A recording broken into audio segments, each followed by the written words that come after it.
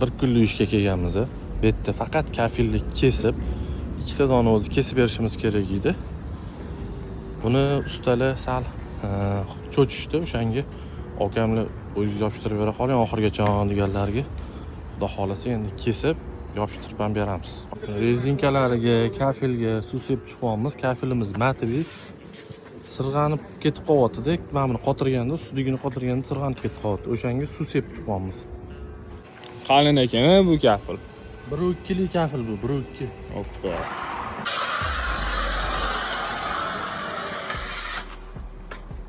Aka bu qalin qiynamayaptimi ish qilib? Ne qiynamaydi? Qismayotganlarda ketib qolmayaptimi? Ko'rasan sen.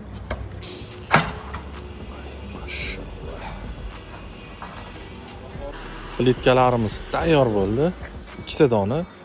Endi buni 10-etajga peshkom olib chiqiladi.